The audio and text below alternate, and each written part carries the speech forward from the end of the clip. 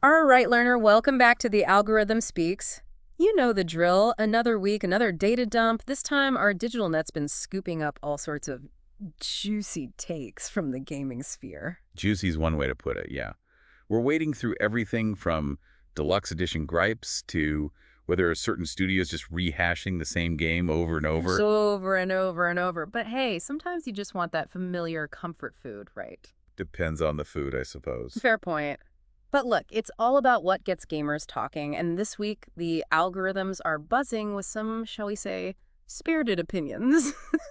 So strap in, learner, because we're diving deep into the digital trenches to dissect what's got everyone riled up. And perhaps what some of these reactions reveal about the evolving desires and expectations of gamers in the ever-shifting landscape of interactive entertainment, or maybe they just want cheaper games. Probably a bit of both. But first up, let's tackle the elephant in the digital room, the Great Deluxe Edition debate. A debate as old as time itself, it seems. Almost, though the question remains, are those shiny digital trinkets actually worth the extra cash? Or are we all just suckers for a fancy title and some virtual bling? The comments section, as always, is a treasure trove of opinions. Indeed, and U-Bookkeeper Oak 8368, with their impressive 20,000 plus karma, summed it up rather succinctly. Yeah, they said you could convince everyone active on Reddit not to buy it, and it wouldn't make a significant difference. Ouch. A rather blunt assessment, but perhaps with a kernel of truth. Online consensus rarely translates directly to real-world market impact. It's easy to get caught up in the echo chamber, right? Okay. But then Uruk 36 with 5,000 plus karma added another layer to that. Their observation, any plan that hinges on if everyone just isn't a plan, it's a wish, certainly rings true in the digital age. And when it comes to gaming, there's always a lot of wishing going on. Wishing for that perfect sequel, wishing for a price drop, wishing that character skin wasn't locked behind a paywall. Wishful thinking, however, rarely alters the reality of market forces. And as Bioptic Screen pointed out, the disconnect between online gripes and actual consumer behavior is stark. Right. They pointed to pre-orders where people complain, and yet the numbers keep climbing. It suggests a complex interplay between express dissatisfaction and actual purchasing decisions.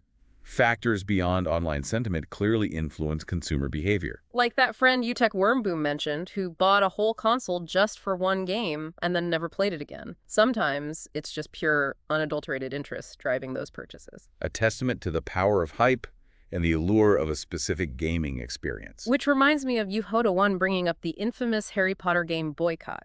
Despite the online outrage, it still sold a whopping 30 million copies. A stark example of the limited real-world impact online activism can have when faced with a highly anticipated product. Especially when, as Ugrat McClellan 1984 shared, they got banned for simply questioning the boycott's effectiveness. Digital stakes, it seems, can run surprisingly high. High indeed.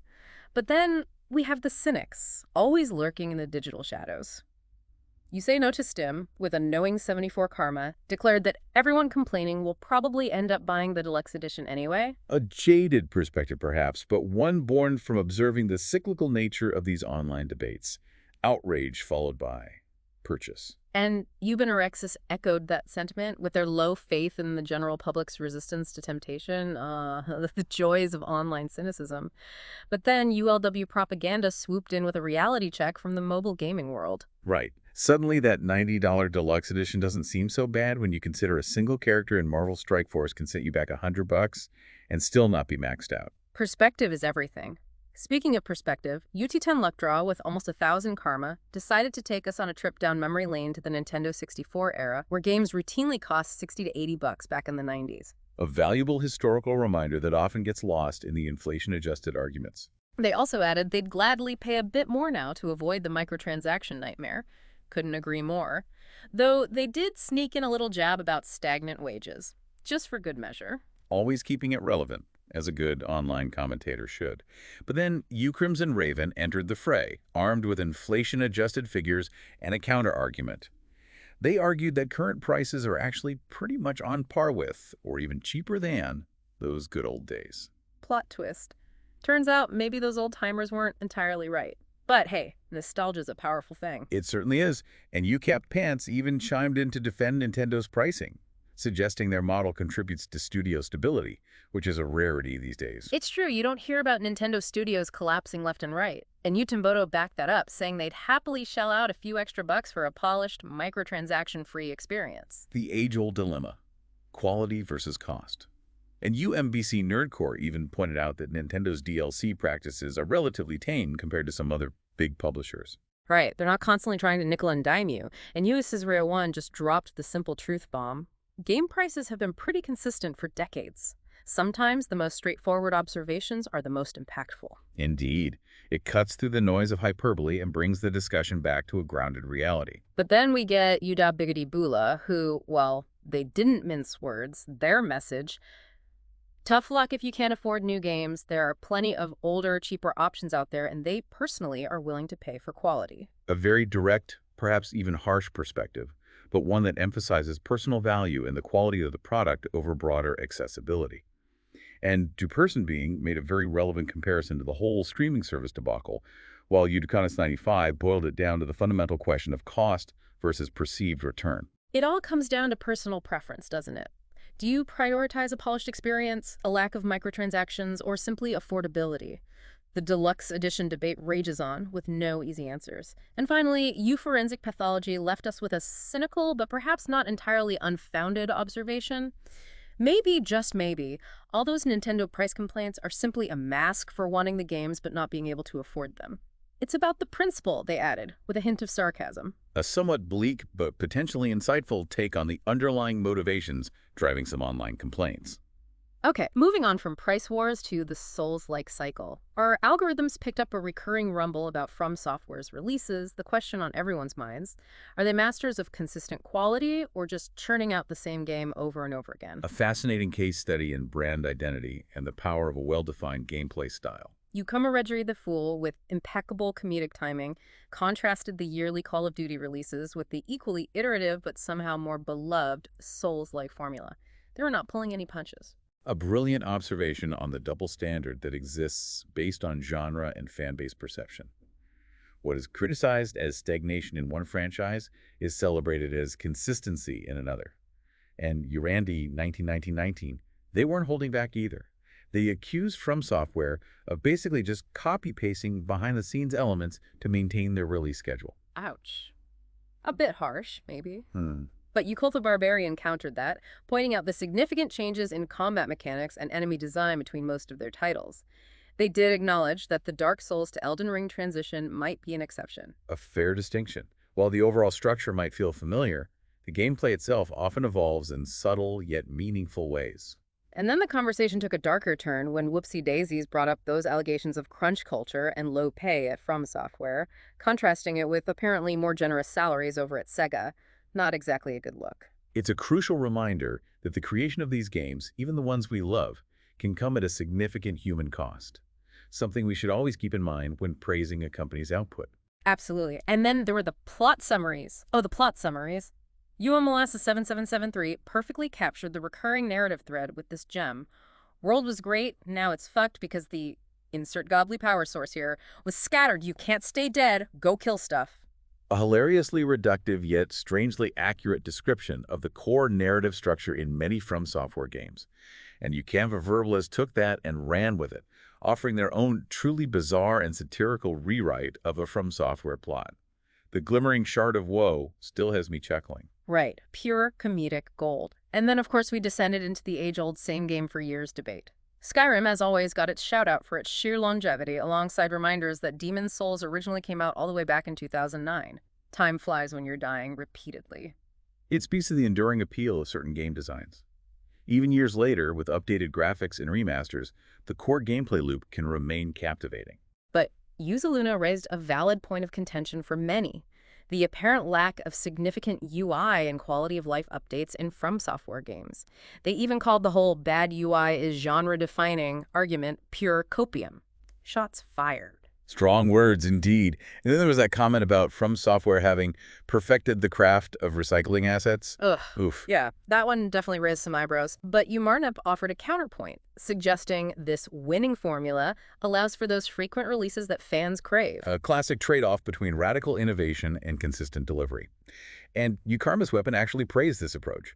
preferring it to lengthy development cycles. Different strokes for different folks, I guess. And Agrishi Brigito just laid it all out there, admitting they keep buying the same type of game and loving every minute of it.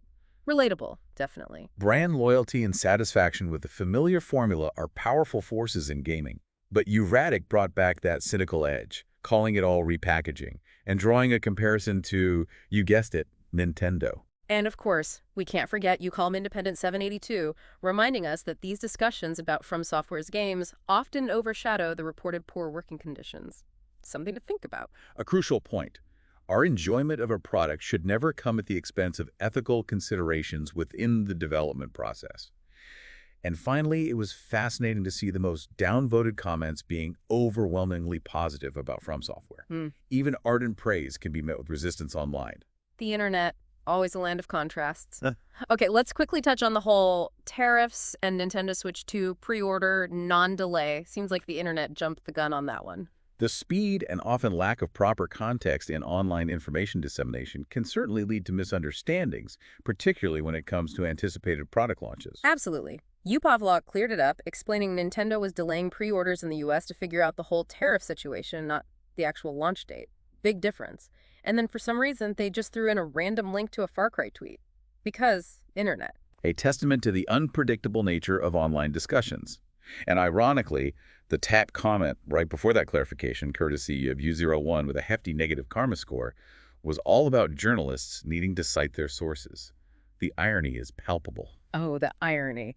Okay, last but certainly not least, the saga of the accidental nudity patch in Far Cry 4. A truly unexpected turn of events highlighting the complexities of game localization and content management across different regions. The headline was a work of art.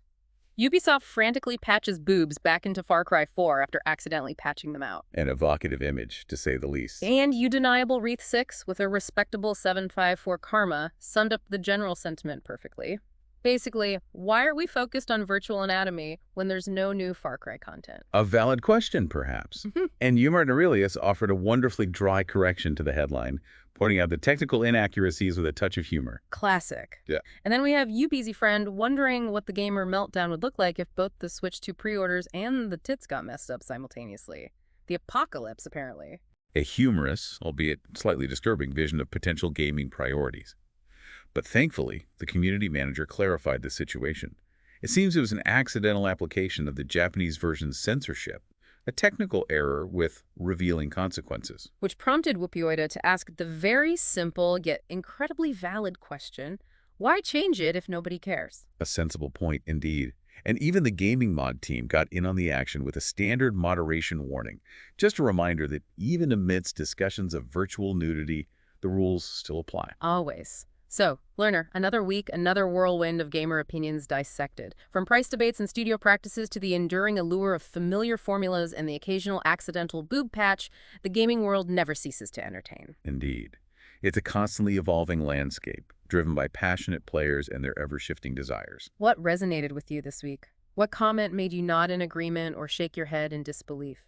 Take those thoughts with you, learner. And until next time, may your frame rates be high and your microtransactions low. And your digital boobs always appropriately rendered. That too. See you next week, learner.